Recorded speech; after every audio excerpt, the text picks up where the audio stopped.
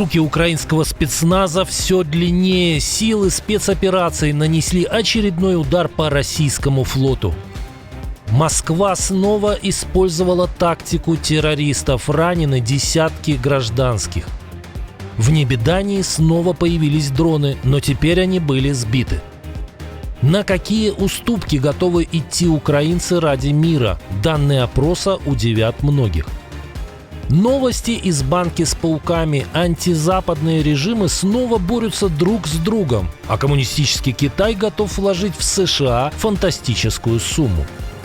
Рубрика «Жаба-гадюкинг». Известный пропагандист написал неприятные вещи о руководителе России и хорошо описал его смертельного врага. И многое другое. Самые важные и срочные новости. Эксклюзивные подробности. Вы смотрите информационный выпуск «Нехта». Оперативно о событиях в Украине, России, Беларуси и мире. Раньше и понятнее других. Все, что нужно знать сегодня. Украинские войска поразили очередное российское военное судно. И речь идет не о Черном море. Удар по малому ракетному кораблю «Град» проекта «Буян-М» был нанесен далеко от фронта, на Онежском озере в Карелии. Несмотря на размер, это один из самых современных кораблей российского флота и был спущен на воду менее 3 лет назад. На его борту могли находиться ракеты «Калибр» или «Оникс», способные пролететь 1500 километров. По данным Генштаба ВСУ, корабль получил повреждения, степень которых уточняется. Силы специальных операций добавили деталей. Ракетоноситель шел из Балтийского в Каспийское море. Поражение пришлось в правую часть отсека силовой установки корабля. Кроме того, ВСУ поразили радиолокационный комплекс «Гармонь» и транспортно-заряжающую машину ОТРК «Искандер» в Курской области. Под удар также попал командный пункт 8-й армии Вооруженных сил РФ в оккупированной части Донецкой области. Силы обороны Украины продолжают системную кампанию по уничтожению военных объектов РФ и ослаблению ее военно-экономического потенциала, включая логистику, снабжение горюче-смазочными материалами, боеприпасами и вооружением. Сообщение Генштаба ВСУ заканчивается фразой «Продолжение следует». Москва продолжает акты откровенного терроризма. Российские войска ударили по железнодорожному вокзалу в Шосткинской общине Сумской области. Под огнем оказался поезд Шостка-Киев. Пострадали десятки пассажиров и работников Укрзалезницы. Первый удар пришелся по локомотиву пригородного поезда Терещинская-Новгород-Северский. Когда началась эвакуация людей, враг нанес повторный удар. Попал в электровоз поезда Киев-Шостка. Россияне не могли не знать, что бьют по гражданским. И это террор, который мир не имеет права игнорировать. Каждый день РФ забирает жизни людей, и только сила может заставить их это прекратить. Мы слышали решительное заявление от Европы и Америки, и уже давно пора их все воплотить в реальность. Глава Сумской областной военной администрации Олег Григоров подтвердил, удар был прицельным по гражданскому поезду. На месте работают спасатели, медики и все экстренные службы. По предварительным данным, ранены около 30 человек.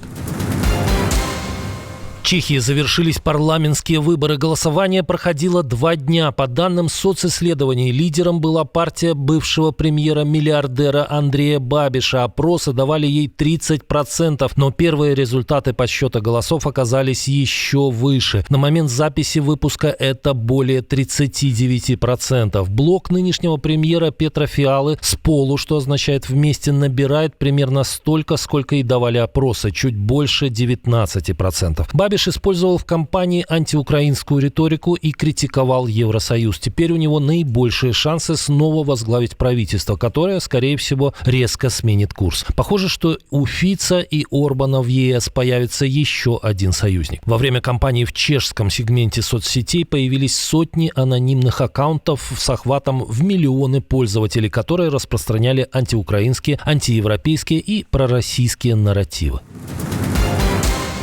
Чем готовы пожертвовать украинцы ради перемирия? Ответ дают данные опроса Центра Разумкова, проведенного по заказу Киевского форума по безопасности. Отказаться от прозападного вектора развития согласны чуть больше 10% опрошенных. Уступить территории готовы немногим более 8%. Ни тем, ни другим не хотят поступаться более 62% респондентов. В качестве минимального требования для заключения мирного соглашения с Москвой почти 32% 60% украинцев считают, что договоренность должна содержать пункт об освобождении Украины от оккупантов в границах февраля 2022 года. Более 28% говорят о пределах 1991 года. 21% опрошенных согласны на фиксацию границ по линии фронта на момент заключения соглашения. И только 6% приняли бы полный вывод украинских войск со всей территории Донецкой, Луганской, Херсонской и Запорожской областей. В небе над Данией сбиты первые дроны. Правда, речь идет не о российских или неизвестных беспилотниках. Ликвидированы были датские БПЛА. И ошибки тут нет. Все произошло во время учений, проведенных местными военными совместно с лучшими специалистами в области дронов, представителями ВСУ. Украинские военные наглядно показали европейским коллегам свои возможности в борьбе с беспилотниками. Для демонстрации подняли в воздух украинский дрон «Стинг», который точно поразил датские «Банши». На показ были приглашены представители и ряда других европейских стран. Они воочию увидели эффективность украинских систем против воздушных угроз. Тем временем в Германии есть первый результат в противодействии участившимся появлением неизвестных беспилотников. Немецкая полиция отчиталась о задержании первого подозреваемого. Это 41-летний гражданин Хорватии. Его подозревают в запуске дрона над аэропортом Франкфурта на Майне, крупнейшего в Германии. В отношении задержанного заведено дело об административном правонарушении. Полиция выясняет, с какой целью он запускал БПЛА. Пекин предлагает Вашингтону грандиозную сделку, пакет инвестиций на фантастическую сумму в обмен на снижение пошлин. Как пишет Bloomberg, КНР рассчитывает на отмену ограничений на проведение сделок в Соединенных Штатах, а также на снижение пошлин на импорт материалов, которые используются китайскими предприятиями, построенными на американской территории. Объем потенциальных инвестиций не называется, но речь может идти об $1 триллионе. По данным источника издания, предложение обсуждалось в сентябре на переговорах в Мадриде, где стороны также договорились о работе TikTok в США. В Белом доме пока осторожны, лишь отмечая, что следят за выполнением обязательств КНР. Представитель китайского МИДа комментариев не дал, а посольство КНР в Вашингтоне выразило надежду на сотрудничество с США. Одна из возможных моделей сделки напоминает структуру TikTok. Контроль за американскими операциями остается за США, деньги и производство идут от Китая. Для Трампа привлечение инвестиций – ключевой элемент торговой стратегии второго срока. Он утверждает, что с начала его каденции страна уже привлекла обязательств на $17 триллионов. Китайский пакет будет самым большим. ЕС планирует вложить в американскую экономику 600 миллиардов, Япония – 550, Южная Корея – около 350.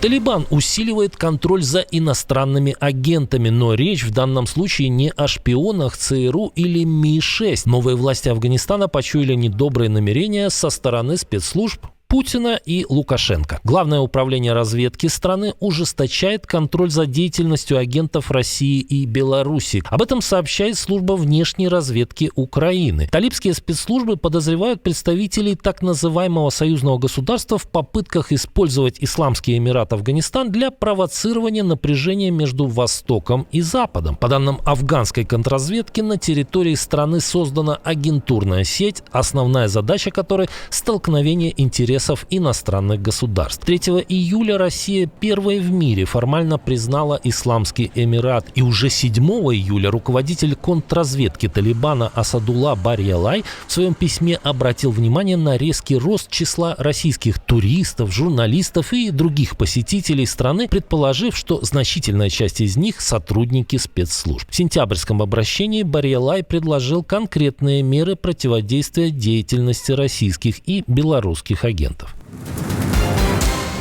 Только в Москве похоронили мужа Маргариты Симоньян Тиграна Кеосаяна, а вот беда уже подкралась к другому известному пропагандисту. Нет, Александр Проханов пока еще жив, но его новый роман исчез из продажи, если бы в результате ажиотажа. Похоже, Проханов допустил большую ошибку. Героем новой книги под названием «Лемнер» он сделал персонажа уж очень напоминающего Евгения Пригожина. Нашлось место там и президенту России, который носит в книге имя Леонида Леонидовича Троевидова. Раз в месяц Леонид Троевидов омолаживался, полностью менял кровь. Из Пекина ему присылали фарфоровую вазу с розовыми пиявками, насыщенными кровью китайских девственниц. Пиявки присасывались к его телу, вливая взамен девственную свежесть. Укусы были нежные, как поцелуи. Более того, этот неприятный персонаж хранит тела врагов в холодильнике, а его охранник организовывает крушение подводной лодки «Курск», взрывы домов в Москве и убийства оппозиционеров. На днях книга пропала с сайта «Читай города». На Озоне физические экземпляры якобы закончились. Ранее отменили презентацию романа в Московском доме книги. К сожалению, мы вынуждены были отменить презентацию книги Александра Андреевича Проханова по причине поступившей информации о том, что ее проведение может спровоцировать третьих лиц на совершение противоправных деяний в отношении автора и читателей. Проханову 87. Долгие годы он восхвалял то, что делал СССР в Афганистане и других странах. Потом выступал против перестройки. А в мае текущего года Владимир Путин присвоил Проханову звание Героя труда за особые заслуги в развитии отечественной культуры и литературы. И вот старый имперский пропагандист, похоже, теперь станет запрещенным писателем. Как думаете, все закончится статусом иноагента или более радикально? Пишите в комментариях.